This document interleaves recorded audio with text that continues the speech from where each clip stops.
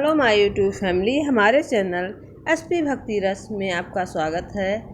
माता रानी की कृपा आप सभी पर बनी रहे। आज शुक्रवार है, इसलिए हम माता जी की पौराणिक कथा लेकर आए हैं। कथा को अंत तक जरूर सुनिएगा। प्रभु भक्ति में 2 पल हमारे साथ जरूर बिताइए और माता रानी की कृपा आप सभी पर बनी रहे। आप लोग हमेशा हंसते मुस्कुराते रहे। आइए सुनते हैं दशा माता की पौराणिक व्रत कथा। एक राजा था जिसका नाम नल था और उसकी रानी का नाम दमयंती था।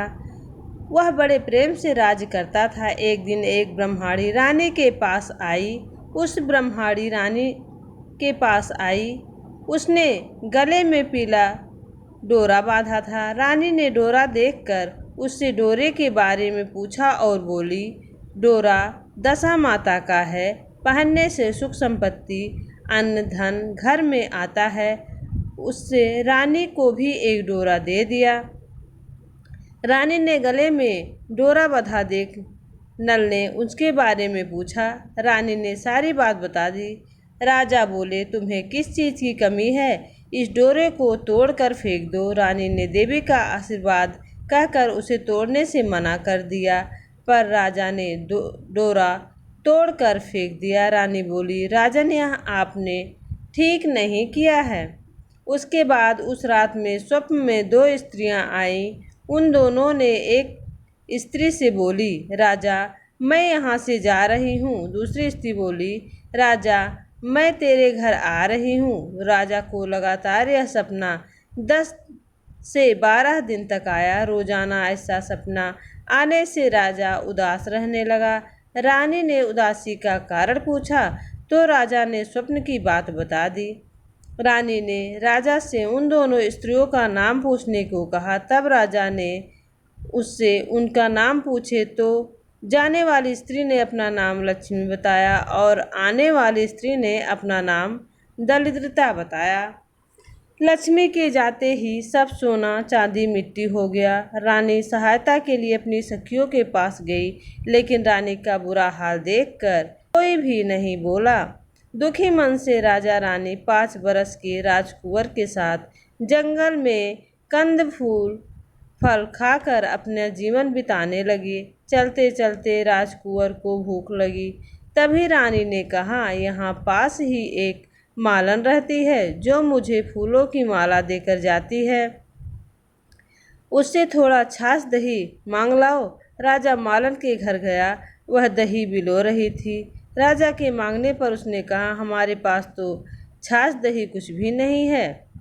राजा खाली हाथ लौट आया। आगे चलने पर एक सांप ने कुंवर को डस लिया और राजकुंवर की मृत्यु हो गई।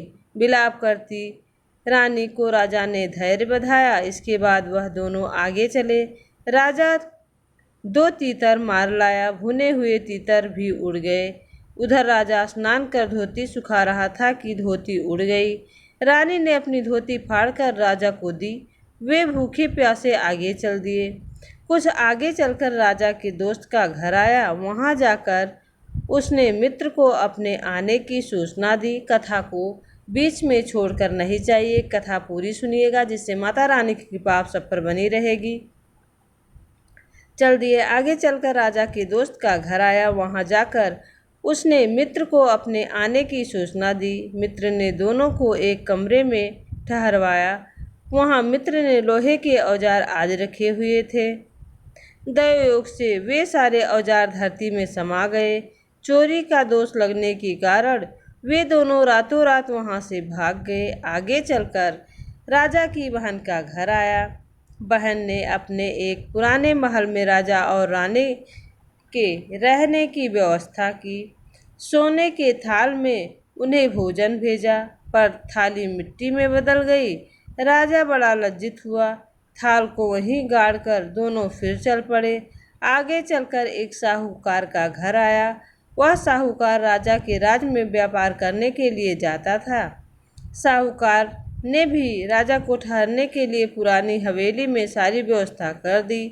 पुरानी हवेली में साहूकार की लड़की का हीरो का हार लटका हुआ था। पास ही दीवार पर एक मोर अंकित था। वह मोर ही हार निगलने लगा। यह देखकर राजा रानी फिर वहाँ से चले गए।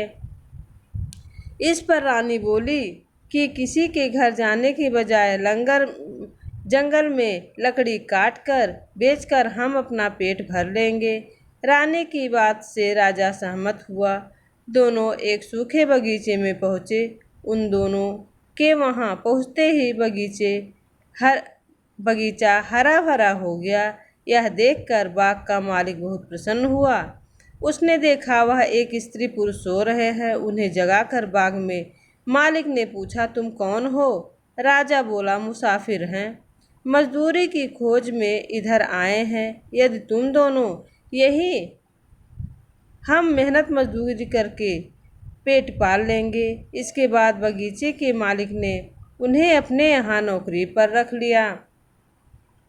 एक दिन बाग की मालकिन भी संपदा देवी की कथा सुन डोरी ले रही थी। रानी के पूछने पर दशा माता एक दिन बाग की मालकिन भी दशा माता संपदा देवी की कथा सुन रही थी। सुनकर डोरी ले रही थी। रानी के पूछने पर उसने बताया कि यह संपदा डोरी देवी का डोरा है।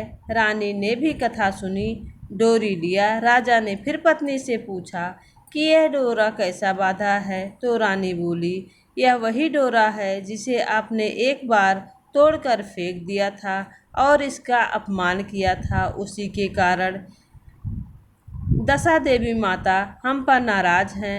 रानी फिर बोली, यदि संपदा माँ सच्ची, दशा माता सच्ची हैं तो फिर हमारे फिर दिन लौट आएंगे। उसी रात राजा को पहले की तरह स्वप्न आया।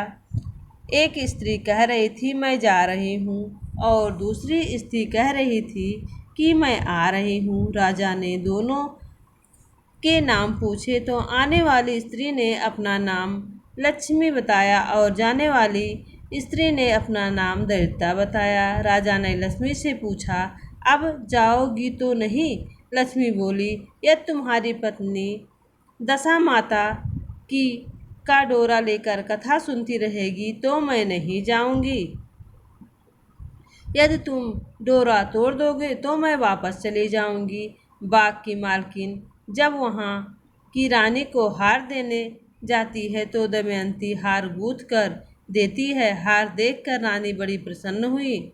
उसने पूछा कि हार किसने बनाया? तो मालिन ने कहा, कोई पति पत्नी बाग में मजदूरी करते हैं, उन्होंने ही बनाया है।